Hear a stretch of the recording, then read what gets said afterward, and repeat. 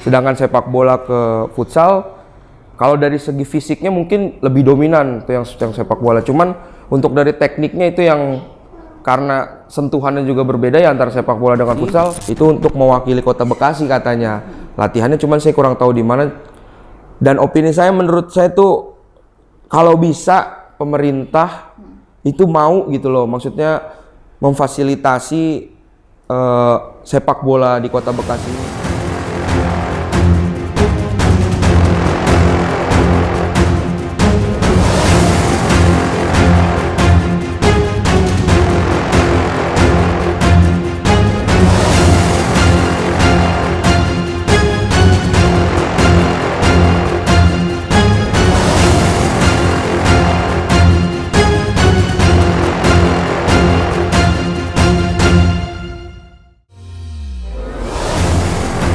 Bahas di ruang aspirasi. Assalamualaikum warahmatullahi wabarakatuh. Kembali lagi pada channel YouTube kesayangan kita, official Partai Bulan Bintang. Tentunya pada rubrik Ruang Aspirasi. Bersama saya Nur Afifah sebagai host. Kali ini kami akan membahas tentang dunia futsal yang ada di Kota Bekasi. Untuk itu kami sudah menghadirkan seorang narasumber yang sudah berkecimpung di dunia futsal dengan sebagai seorang pelatih, yaitu dengan Bapak Reza. Selamat siang Pak Reza. Selamat siang. Apa kabar? Alhamdulillah baik. Sehat ya Pak? Alhamdulillah sehat. Olahraga terus soalnya ya. Biasa. Oke Pak, mau tanya Pak. Iya. Untuk Bapak sebagai seorang pelatih futsal, sudah sejak kapan? Maksudnya Saya memulai berkecimpung di futsal itu dari 2013 sampai sekarang. Lumayan ya. Oke, dari 2013 itu banyak dong Pak suka dukanya sebagai seorang pelatih futsal. Banyak banget. Lebih banyak dukanya kalau dulu. Kalau banyak. sekarang alhamdulillah sukanya lebih banyak. Udah mulai berjalan gitu. Alhamdulillah udah mulai berkembang. Terus kalau untuk, jadi kan Bapak sebagai seorang pelatih futsal ini ya, tentunya kesibukannya banyak ya. Maksudnya untuk memegang, sudah punya klub atau klub futsal atau yang sedang dilatih gitu? Kalau sekarang ini saya megang di satu klub. Ya, sama ada klubnya itu PCA Futsal Academy yang saya pegang sendiri. Sama juga ada 6 sekolah. Jadi saya megang 2 SMP, SMP 25 dan SMP 13. Terus SMA-nya itu saya megang SMA 12, SMK 11, 115 sama SMK Patriot. Wah, sibuk sekali ya Pak, berarti jadwalnya. Full.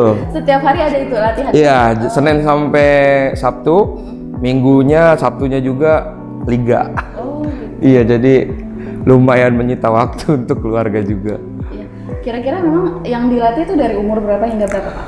Kalau usia di klub itu dari usia 12 tahun sampai 18 tahun putra putri itu kita ada di situ, kita latih. Ada official kami juga, jadi saya nggak cuma sendiri. Oh gitu. Ada tim ya? Ada officialnya. Kalau ini Pak kan masyarakat awam ini mungkin sebagian tahunya sepak bola ya. Iya. Futsal ini kan memang bukannya baru belakangan ini sih, saya juga baru-baru dengar kan udah lumayan ke 10 tahun terakhir ini ya. Futsal apa sih bedanya? Sepak bola dan futsal Pak? Pertama dari jumlah pemain juga beda ya. Dari jumlah pemain beda. Peraturan Kalau beda ya? peraturan udah pasti beda gitu. Walaupun mungkin ada beberapa teknik dasar yang mirip persis sama sepak bola dan futsal, cuman memang sangat berbeda, jauh berbeda. Dari segi latihannya, cara bermainnya juga berbeda gitu. Makanya antara sepak bola sama futsal sebenarnya itu dua hal yang berbeda, tapi memiliki dasar yang hampir mirip gitu. Oh gitu. Berarti dari waktu atau tempo permainan juga berbeda ya? Betul, dari jumlah pemain, dari cara permainan, peraturan itu cukup berbeda gitu. Tapi untuk atlet sepak bola pun misalkan masuk ke dunia futsal masih bisa gitu ya? Bisa dari futsal ke sepak bola, dari sepak bola ke futsal itu bisa. Tergantung dari individunya sih. Memang mungkin kalau dari futsal ke sepak bola itu jauh lebih mudah ya, karena teknik dasar di sepak bola itu ada di futsal gitu. Sedangkan sepak bola ke futsal Kalau dari segi fisiknya mungkin lebih dominan tuh yang sepak bola. Cuman untuk dari tekniknya itu yang karena sentuhannya juga berbeda ya antara sepak bola dengan futsal, karakter bermainnya juga beda antara sepak bola sama futsal. Jadi butuh beberapa treatment gitu untuk pemain sepak bola yang beralih ke futsal seperti itu. Ya. Oke, karena kali ini kan kita membahas tentang ruang aspirasi. Iya. Tentunya Bapak punya gak saran atau bukan pandangan Bapak nih tentang anak muda atau tentang yang ada di Bekasi ini kan memajukan futsal atau gimana? Menurut Bapak bagaimana? Karena kan kita sebagian penonton kita kan mungkin mau melihat dari sisi sebagai pelatih sendiri untuk memajukan apa gimana gitu. Kalau dari pengalaman pribadi ya, kalau pengalaman pribadi saya ini orang Bekasi gitu untuk futsal dari usia kecil sampai yang usia SMA atau kuliah pun itu antusiasnya besar banget gitu. Cuman memang mungkin nggak terlalu banyak kesorot. Cuma bisa kita lihat dari lapangan aja di Bekasi itu jarak beberapa ratus meter itu udah pasti ada gitu. Kompetisi setiap pekan itu pasti ada. Makanya minat bakat di Bekasi ini untuk futsal itu besar. Antar sekolah pun apalagi, antar klub apalagi. Jadi cepat berkembangnya itu kalau untuk di Bekasi ini. Dan untuk pengalaman untuk anak-anak dampak positifnya ya, itu banyak yang saya rasain gitu kepada anak-anak ini. Mereka yang biasanya suka nongkrong itu berkurang waktu nongkrongnya karena tersita sama latihan mereka, jadwal latihan mereka. Jadi nongkrong mereka tuh jadi lebih berkurang. Aktivitas mereka yang tidak ibarat kata yang ada negatif-negatifnya itu bisa kekontrol sama kegiatan positif mereka gitu. Karena memang pernah kejadian juga, saya punya anak didik itu dia nggak bisa diatur sama keluarganya, sama orang tuanya, sama karena circle-nya juga memang ya pergaulannya ya cukup agak negatif ya. Kita rangkul, kita ajak latihan bareng. Lama-lama berubah sampai ada momen di mana gurunya itu ngomong ke saya, karena saya juga ngelatih di sekolah itu juga. Itu anak itu diapain? Kok makin kesini itu berubah? Dulu nggak bisa diatur, sekarang bisa diatur. Saya ambil benang merahnya, oh ternyata pergaulan juga itu mempengaruhi karakter anak itu. Yang walaupun dia keras, tapi kalau di lingkungannya positif-positif terus lama-lama dia juga, oh yaudah deh gue tinggalin deh ini. Yang negatif-negatifnya gue gabung sama teman-teman gue yang positif. Itu sih dampak positif dari anak. Terus juga entah sepak bola entah futsal itu ada japres sekarang banyak. Jadi sekolah negeri, kampus itu banyak yang nerima anak-anak dari jalur beasiswa futsal ataupun sepak bola. Karena pengalaman anak-anak saya banyak yang dapat beasiswa dari situ. Entah dari sepak bola dia bisa masuk SMA negeri, entah dari futsal dia bisa masuk perguruan tinggi negeri atau swasta yang memang di universitas tersebut aktif gitu untuk olahraga sepak bola ataupun futsalnya. Jadi menurut saya ini sangat-sangat berpengaruh banget untuk sepak bola dan futsal di Kota Bekasi ini untuk perkembangan mereka seperti itu. Ya, artinya banyak sekali sisi positif yang bisa diambil dari kegiatan futsal ini ya, terutama untuk anak-anak sekolah. Dan memang ekstrakurikuler ya, ekskul itu sudah diadakan ya di setiap sekolah, hampir setiap sekolah. Hampir semua sekolah ada. Sekarang SD pun ada ya? Ada, SD pun ada. Semua olahraga, terutama olahraga futsal, basket, volley itu pasti di setiap sekolah tuh ada. Gitu. Ini ada apa sih opini Bapak aja sih sebenarnya kalau saya mau tanya nih, kan di Bekasi ini kita tahu ya semua kita punya stadion sepak bola ada gede ya. Maksudnya kalau di Indonesia sebagaimana kita tahu, ini opini Bapak aja ya. Misalkan kita punya klub sepak bola yang misalkan dari Jakarta kita tahu Persija, dari Bandung kita tahu Persib, dari Malang kita tahu Arema. Menurut Bapak gimana tuh? Maksudnya ada gak sih kecondongan dari kita mampu mempunyai klub seperti itu gitu, tapi dari Bekasi gitu? Menurut Bapak sedikit aja opini. Kalau dari yang saya tahu ya opininya, sebenarnya bisa sih, bisa banget karena saya pun kan melatih di sekolah-sekolah ya. Jadi nggak semua yang latihan di sekolah itu ekstrakurikuler itu mereka anak futsal nggak. Jadi ada juga yang anak sepak bolanya. yang saya tahu tuh kayak Pemuda Jaya, Buaran Putra, tuh Remaja 11 itu yang sering saya temui ya anak-anaknya ya, yang memang latihan di circle sekolah saya gitu. Itu anak-anaknya juga berpotensi semua gitu. Cuma memang kalau yang saya lihat sepak bolanya ini memang ya disayangkan juga ya, stadionnya bagus banget tapi klub kebanggaannya ibarat kata belum menonjol gitu. Walaupun yang saya tahu akhir-akhir ini ada yang namanya FC Bekasi, terus ada juga PCB Bekasi kalau saya nggak salah. Mungkin kalau misal dikoreksi, mohon maaf kalau salah, karena yang saya kan bukan di sepak bola ya, cuman saya masih ada berinteraksi gitu dengan pelaku-pelaku sepak bola, dan yang saya tahu sih itu yang terbaru kemarin ada seleksi FC Bekasi itu untuk mewakili kota Bekasi katanya. Latihannya cuman saya kurang tahu di mana. Dan opini saya, menurut saya tuh kalau bisa pemerintah itu mau gitu loh, maksudnya memfasilitasi sepak bola di kota Bekasi ini, karena potensi anak-anak kota Bekasi sebenarnya banyak banget. Apalagi kita punya stadion yang bisa dibilang suka dipakai untuk timnas juga kan, gitu loh. Jadi bukan stadion ece-ece. Kalau bisa juga kita punya klub kebanggaan yang memang berkualitas gitu. Seperti itu yang opini saya sih. Saya setuju juga. Untuk itu karena sayang banget ya kalau betul. digunakan gitu. Oke. Terakhir aja nih, kalau misalkan Bapak nih kan nanti kedepannya kan futsalnya mungkin berkembang juga ya. Insyaallah, amin, amin. Mungkin dari jalur prestasi itu sendiri gitu kan. Ada gak misalkan Bapak mau sebuah klub futsal juga terbentuk gitu dari anak-anak sekolah yang diambil, terus bisa mewakili kejuaraan mungkin sampai internasional atau ada gak gitu? Kalau di di futsal, gitu? Kalau di futsal alhamdulillah kita udah sampai ada yang namanya tim Porda, yang nanti bentar lagi dia mau mewakili kota Bekasi untuk Porprov. Karena kemarin babak kualifikasi alhamdulillah mereka di Bandung juara 2, peringkat kedua, gagal juara, kalah dari Bandung kemarin. Jadi tapi itu juga pencapaian prestasi buat kota Bekasi. Ini mau lanjut lagi ke Porprov, dan di Bekasi ini menurut saya udah cukup bagus karena circle-nya terstruktur bagus. Jadi dari akar rumput sampai yang paling atas itu udah berjalan dengan baik untuk dari segi futsalnya.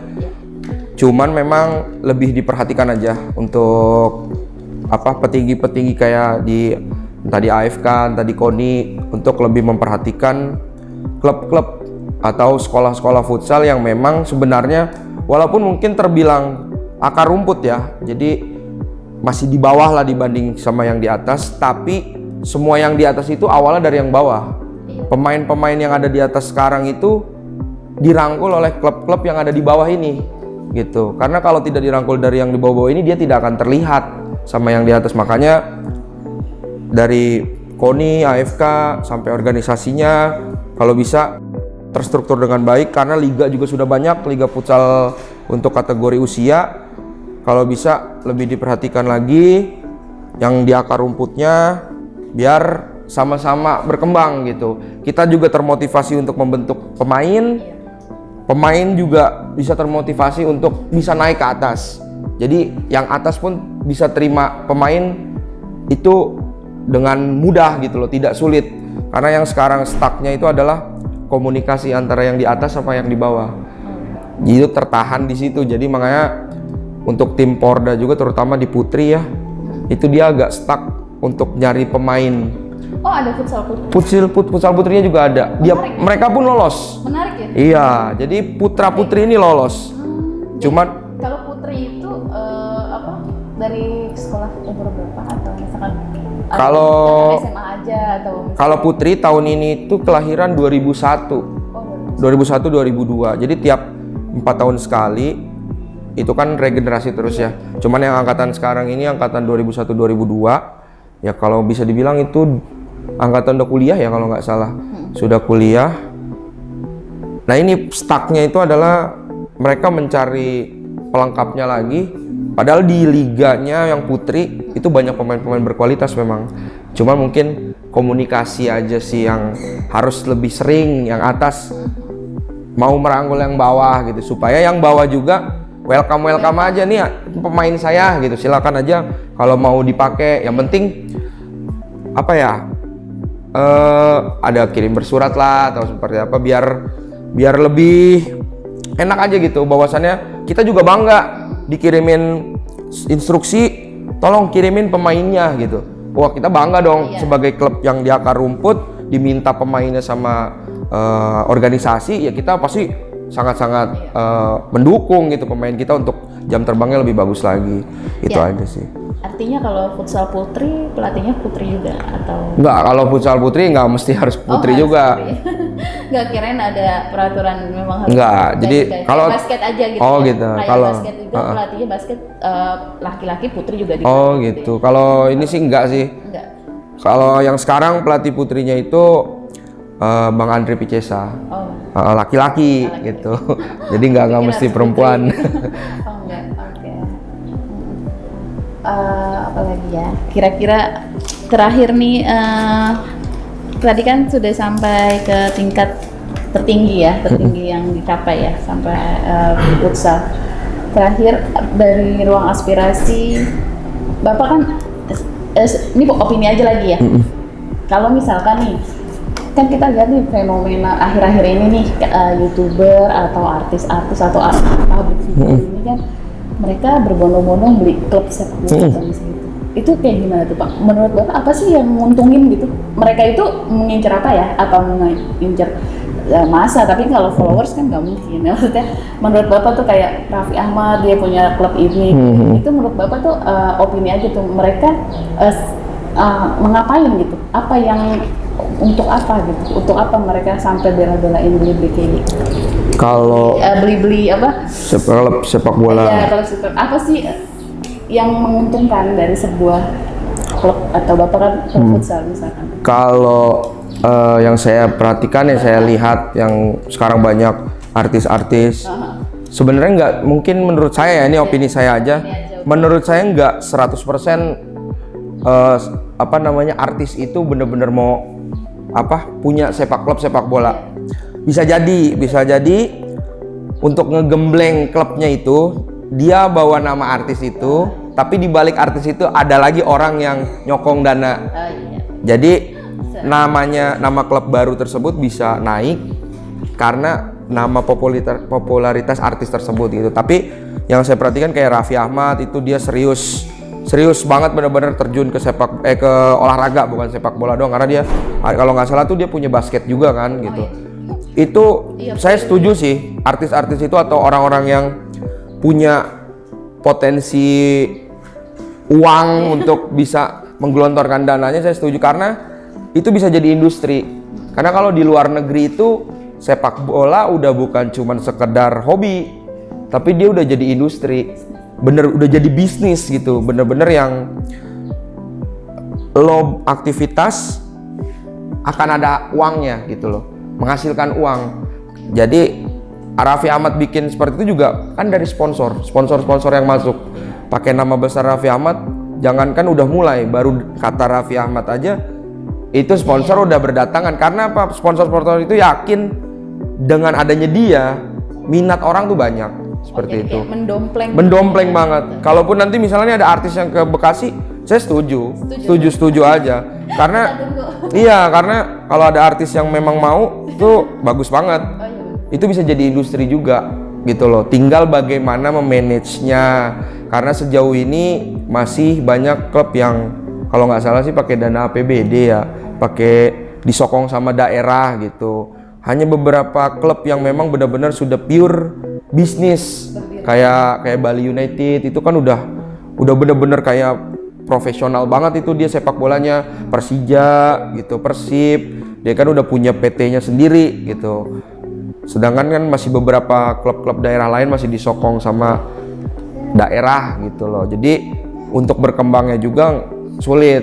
Mungkin dengan adanya artis-artis ini, terus dia punya kenalan baru yang memang ruang lingkupnya adalah orang yang hebat berbisnis, dia jadi pinter ngolah gimana caranya sepak bola ini atau klub ini bisa menghasilkan uang, tidak hanya dari datangnya supporter gitu, tidak hanya dari sponsor-sponsor yang masuk gitu, tapi kayak Bali United dia bisa ada tur stadion gitu, bisa ada pariwisatanya juga. Itu kan tandanya dia sudah mulai bisnis gitu loh, tidak hanya sekedar ngomongin industri sepak bola gitu.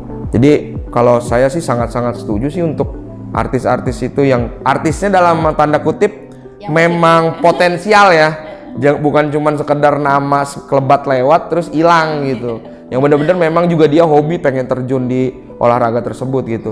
Salah satunya kalau yang di futsal itu kita ketolong sama Atta Halilintar. Oh, gitu. Atta Halilintar itu akuisisi Young Riors, namanya sekarang Pendekar United. Satu-satunya klub yang berani bawa pemain terbaik dunia itu datang ke Indonesia, Ricardinho. Itu satu-satunya orang yang dan klub yang berani bawa dia untuk datang ke Indonesia, walaupun memang hanya sekedar 3 bulan untuk menyelesaikan kompetisinya.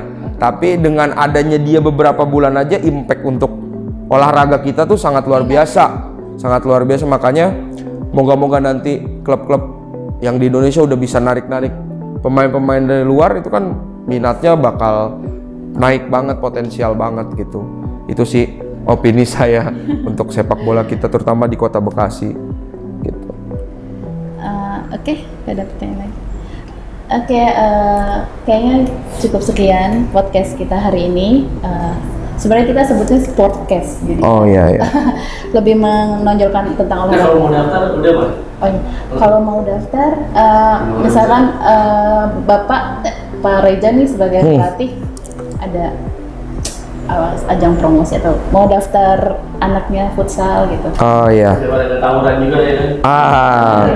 Iya nih buat para orang tua di Kota Bekasi, terutama di daerah Bekasi Barat. Saya punya klub, ada klub yaitu PCA Futsal. Itu dimana kita Instagramnya kasih aja. Ya nanti ada Instagram di bawah. Kita lebih dominan ke futsal. Kita ada kategori usia dari 10 tahun sampai 18 tahun putra putri. Dengan adanya anak-anak latihan di tempat kita, itu banyak hal-hal positif yang bisa mereka dapatkan, terutama dari segi sosialisasi, terus juga bagaimana dia berkompetisi, terus juga melatih anak-anak untuk beretitut baik seperti itu.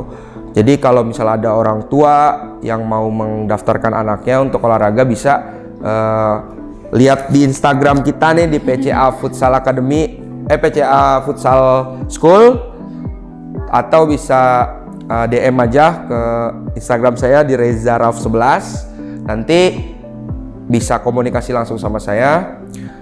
Intinya jangan sampai berpikiran orang tua dengan anaknya bermain futsal itu pendidikan anak itu akan turun, karena banyak juga opini dari orang tua, kamu kebanyakan main futsal nilai kamu turun. Padahal dalam 24 jam satu hari itu hanya dibutuhkan 2 jam untuk latihan futsal, seminggu hanya dibutuhkan 2 hari latihan futsal. Jadi dalam seminggu itu hanya dibutuhkan 4 jam untuk berlatih, yang bisa jadi tidak mengganggu kegiatan sekolah anak, tidak mengganggu pendidikan anak.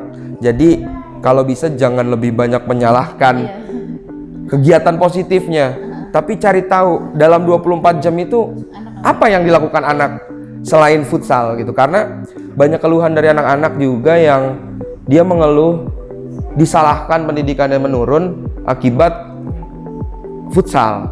Padahal sebenarnya banyak hal lain yang mungkin anak tersebut lakukan di luar jam latihan kita. Bisa juga orang tua harus lebih peka di mana kreativitas anak yang lebih menonjol gitu loh. Mungkin kalau misalnya memang di akademik mereka kurang dan di non akademik dia berprestasi, kenapa enggak disupport?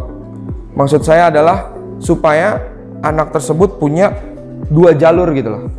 Jadi kadang kan orang tua ini maunya pendidikannya aja, padahal belum tentu pendidikannya ini bisa nolong dia gitu loh.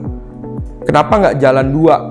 Kalau seandainya pendidikannya gagal, seenggaknya non akademiknya dia bisa menolong seperti itu. Jadi biar seiring juga ya? Biar seiring berjalan. Jadi anak ada kewajiban, anak juga punya hak, yaitu apa? Bersenang-senang. Di futsal kita lebih mengutamakan bersenang-senang dengan kegiatan circle yang positif. Jadi kalau misalnya memang ada orang tuanya yang ingin anaknya berolahraga atau latihan futsal, bisa hubungi kita, gabung di klub kita. Seperti itu. Latihannya di mana? Oh ya, untuk latihannya itu di Harapan Baru Regensi, di samping kolam renang, samping gereja Harapan Baru. Latihannya itu untuk usia 10 sampai 12 tahun itu hari Rabu jam 3 sore. Untuk usia 14 tahun sampai usia 13 tahun sampai 15 tahun itu hari Selasa dan Kamis jam 5 sampai jam 7 malam. Dan untuk yang dewasanya itu dari jam 7 malam sampai jam 9 malam setiap hari Selasa dan Kamis.